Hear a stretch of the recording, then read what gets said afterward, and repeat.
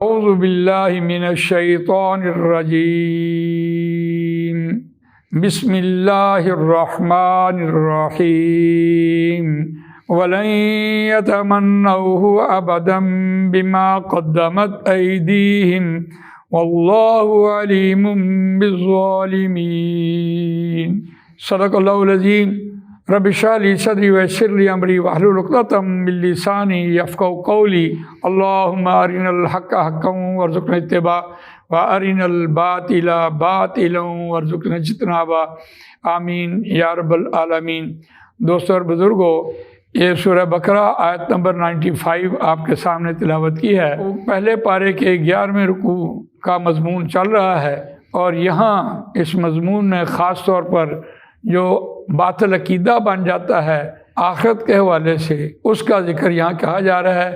اور اس رکوع میں جو مرکزی مضمون تھا وہ تھا کہ جو تمہاری اپنی مرضی ہے وہ بہت بری ہے، جس کی بنیاد پر تم عمل کر رہے ہوتے ہو۔ تو وہ جو مرضی ہوتی ہے اس وہ عقیدے کی بنیاد پر ہوتی ہے، اور وہی نظریے کی بنیاد پر ہوتی ہے۔ جب نظریہ انسان کا یا عقیدہ غلط ہو جائے تو آدمی اس کے پر کیا عمارت رکھے گا۔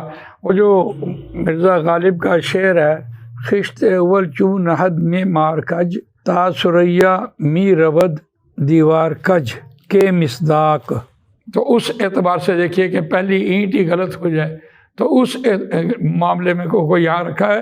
لفظی ترجمہ ہم دیکھتے ہیں قرآن مجید کا، وَلَن يَتَمَنَّوْهُ أَبَدًا بِمَا قَدَّمَتْ أَيْدِيهِمْ، اور ہرگز وہ تمنا نہیں کریں گے اس کی یعنی موت کی، ابداً کبھی بھی، بِمَا قَدَّمَتْ أَيْدِيهِمْ بسبب اس کے کہ ان کے ہاتھوں نے جو آگے بھیجا ہے، ان اپنے نامہ اعمال جو ان کو پتہ ہے کہ ہم نے کیے کیا ہیں۔ اور واللہ علیم بالظالمین، اور اللہ جاننے والا ہے ظالموں کو۔ تو یہ آیت کا آپ نے ترجمہ یہاں دیکھا۔ اس کے ریفرنس کے طور پر سورہ جمعہ آیت نمبر 7، وَلَا يَتَمَنَّوْنَهُ أَبَدًا بِمَا قَدَّمَتْ أَيْدِيهِمْ وَاللَّهُ عَلِيمٌ بِالظَّالِمِينَ۔ یہی مضمون تھا، وہاں بھی یہ بات کہی جا رہی تھی کہ اگر تمہیں اس بات کا زوم ہے یا تم نے خیال کر لیا ہے کہ جنت میں تمہیں نہیں داخل ہونا ہے کیونکہ تم مسلمان ہو، اور تمہارے مسلمان ہونے کی وجہ سے جنت تمہیں ملے گی، تو یہ تمہاری خام خیالی ہے۔ اعمال کے اعتبار سے جنت میں جائے گا انسان بلا شبہ، چاہے وہ اہل کتاب کیوں نہ ہو۔ تو یہ اہل کتاب کا یہ نظریہ تھا کہ وَقَالُوا لَن يَدْخُلَ الْجَنَّةَ إِلَّا مَنْ كَانَ هُودًا أَوْ نَصَارَىٰ تِلْكَ أَمَانِيُّهُمْ قُلْ هَاتُوا بُرْهَانَكُمْ إِن كُنتُمْ صَادِقِينَ۔ یہ ان کا عقیدہ تھا، وہ کہتے تھے کہ ہرگز داخل نہیں ہوگے جنت میں یہودی اور عیسائی، اس کے علاوہ کوئی اور داخل ہی نہیں ہوگا۔ تو یہ ان کو وہاں بھی کہا گیا تھا کہ یہ تمہارا ایک باطل نظریہ ہے، من گھڑت خیال ہے، سوچ ہے جو تم نے اپنے بنا لی ہے۔ یہی سوچ آہستہ آہستہ منتقل ہوتے ہوئے امت مسلمہ میں بھی آ گئی کہ ہم مسلمان ہیں، جنت ہمارے لیے بنی ہے، اللہ تعالیٰ نے جنت کسی کافروں کو تھوڑی دینی ہے۔ اس طرح سے ہمارے بھی یہ جو باطل عقائد ہوتے ہیں اس پر ہم ساری زندگی گزار دیتے ہیں، چاہے ہم جھوٹ بولیں، بے ایمانی کریں، ظلم کریں، زیادتی کریں، ناانصافی کریں، چھینا جھپٹی کریں، لوٹ مار کھائیں، رشوتیں لیں، کسی کا دل دکھائیں، جو مرضی ہم کریں، قتل و غارت کریں، پھر بھی ہم چونکہ مسلمان ہیں تو یہ جنت ہمارے لیے بنی ہے۔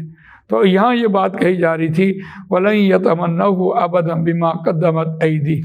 آپ اس پر بھی حیران ہوں گے کہ یہ جو بھارت کے لوگ ہیں ہندو، یہ اس پر حیران ہے کہ مسلمان جنگ کرنے کے لیے فوراً تیار ہو جاتے ہیں اور مرنے مرانے کے لیے تیار ہو جاتے ہیں۔ تو کیوں نہ ایسا ہو؟ مسلمانوں کو پتہ ہے کہ اگر ہم شہید ہو گئے تو جنت میں چلے جائیں گے، اور اگر شہید نہ ہوئے، غازی رہے، تو ہمیں تو دونوں طرف سے فائدہ ہے۔ اور ان کو اس بات کا پتہ ہے کہ اگر ہم قتل کیے گئے تو ہم سیدھا جہنم کے گڑھے میں چلے جائیں گے۔ اس طرح ہی نبی اکرم صلی اللہ علیہ وسلم نے ایک مشرک سے مکالمہ کیا اور اسے یہ بات کہی، وہ اللہ کو تو نہیں مانتا تھا۔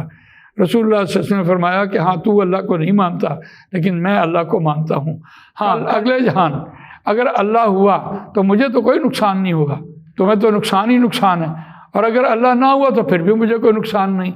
تو یہ دونوں طرف سے فائدے کی بات ہے، لیکن اعمال کے اعتبار سے موت کی تمنا ہی نہیں کرتا وہ شخص جس نے برے اعمال کیے ہوں۔ تو یہاں اس طرف توجہ دلائی جا رہی ہے کہ ہر شخص اپنے اعمال کی بنیاد پر، یقیناً جو نیک اعمال کر رہے ہوتے ہیں کوئی شخص، وہ اس دنیا میں تنگ ہوتے ہیں، دنیا کی عصائب سے، مصیبتوں سے، تکالیف سے دل برداشتہ ہو جاتے ہیں کسی وقت، لیکن پھر بھی ان کو اس بات کا یقین ہوتا ہے کہ جب ہمیں وفات ہوگی تو یقیناً اللہ تعالیٰ ہمیں جنت الفردوس میں جگہ عنایت فرمائے گا۔ تو یہی ایک عقیدے کی بات تھی۔ اللہ تعالیٰ مجھے آپ کو قرآن مجید پڑھنے، سمجھنے، اس پر عمل کرنے، اس کو دوسروں تک پہنچانے کی توفیق عنایت فرمائے۔ سبحانک اللہم و بحمدک، نشہد ان لا الہ الا انت، نستغفرک و نتوب الیک۔ جزاک اللہ خیر۔